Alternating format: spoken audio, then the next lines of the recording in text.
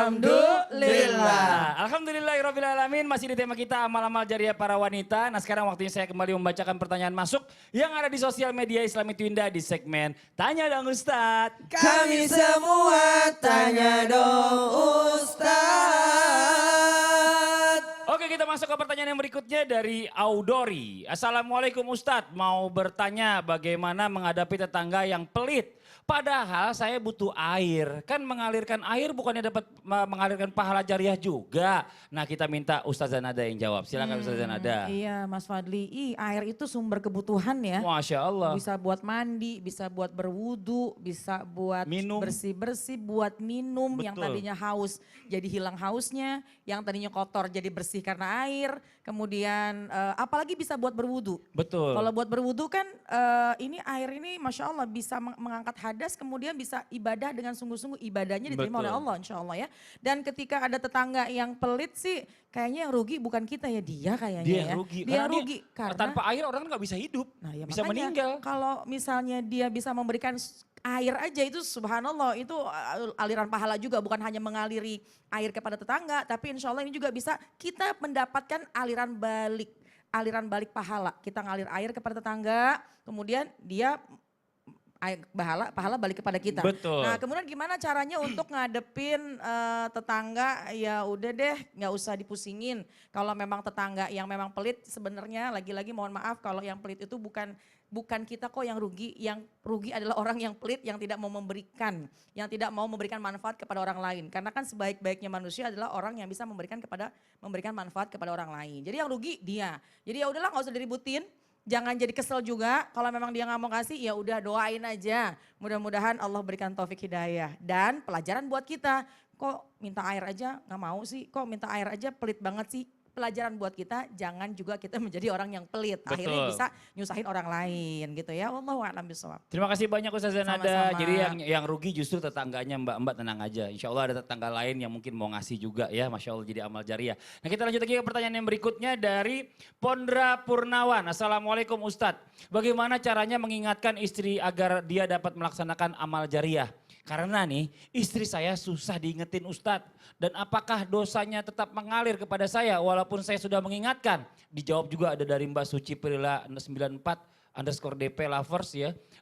Dia bilang Mas tidak berdosa karena kan Mas sudah mengingatkan. Kecuali kalau Mas membiarkan, Mas berdosa Mas. Oh ini gimana Ustadz Maulana, mau izin dijawab? Satu hal buat kita, berbicara tentang cara mengingatkan istri.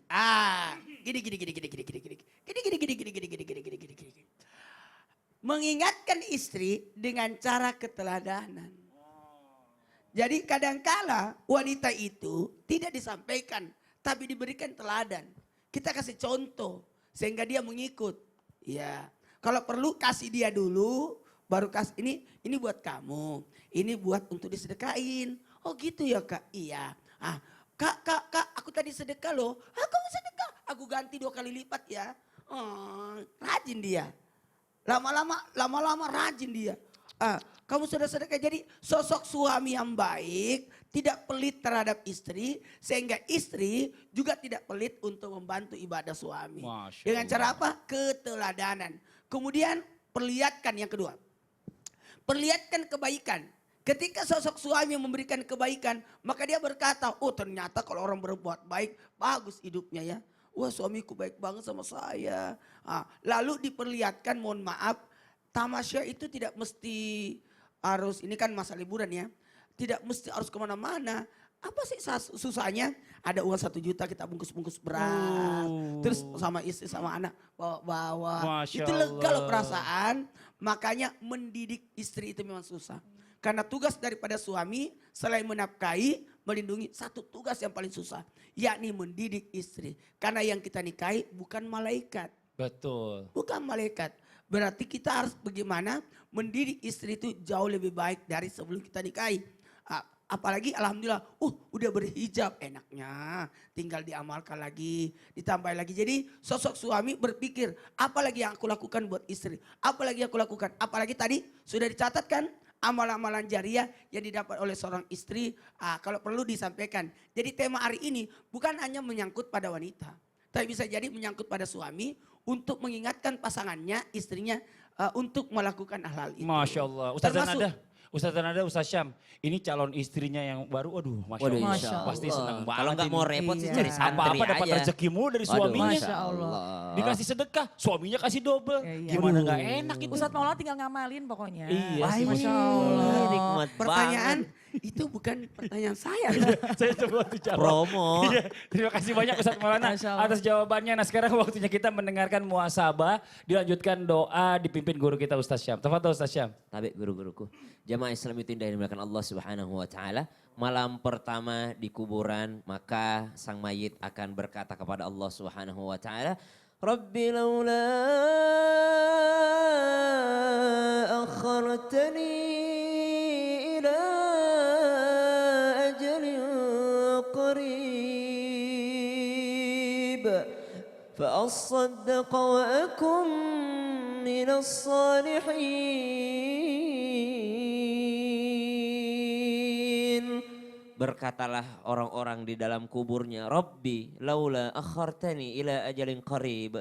Seandainya Tuhan engkau menghidupkanku sejenak saja ya Allah. Engkau melambatkan yakni kematianku sejenak saja ya Allah. Maka aku akan bersedekah. Fa'asaddaqa. Aku akan bersedekah ya Allah. Wa akum minas salihin. Dan aku akan berusaha menjadi orang yang saleh. Tapi wala yuakhirallahu nafsan idza jaa ajaluha. Tapi tidak akan pernah terlambat ketika ajal itu sudah datang. Maka dari itu, jamaah Islam itu yang dimuliakan Allah Subhanahu wa taala. Bukan hanya kita mendengarkan lalu kita melupakan apa yang kami sampaikan pada hari ini tanpa bermaksud menggurau pun mengajari. Mari sedikit kita amalkan, sedikit daripada harta kita keluarkan, niatkan semoga menjadi sedekah jariah bagi kita. Sedikit daripada ilmu kita ajarkan meskipun kita belum menjadi orang yang baik, tapi ilmu itu tetap ilmu. Apa yang kita berikan manfaat kepada orang lain itu akan menjadi pahala jariah bagi kita. Maka subhanallah, di antaranya pula yang tidak terputus daripada doa anak soleh yang mendoakan. Bagaimana mungkin anak-anak kita mendoakan kita kalau kita tidak pernah berbuat baik terhadap mereka. Maka jadilah kita orang tua yang baik sehingga anak kita juga mendoakan kita di hari tua kita kelak, bahkan hingga di kuburan kita nanti. Sama-sama kita mengangkat tangan, semoga Allah Subhanahu wa taala mempertemukan kita kembali di Jannatul Firdaus. Amin. Bismillahirrahmanirrahim.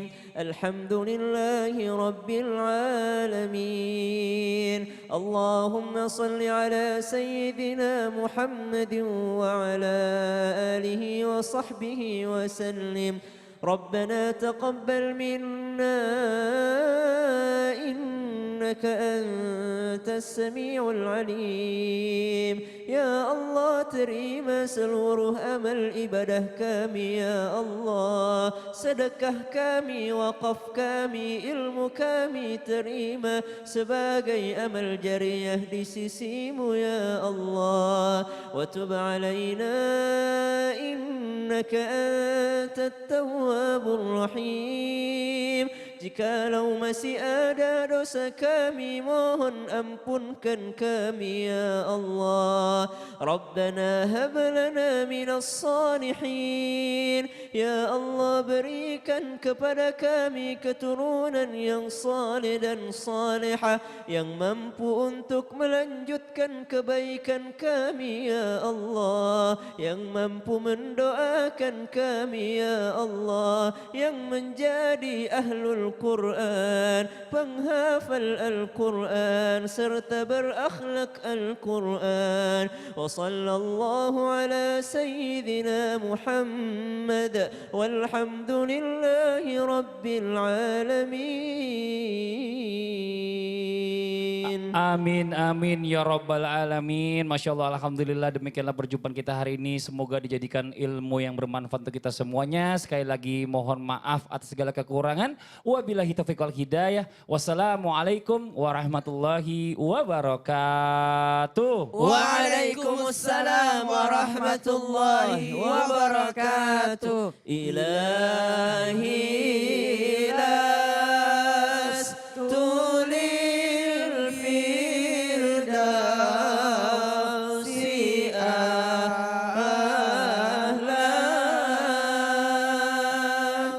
wa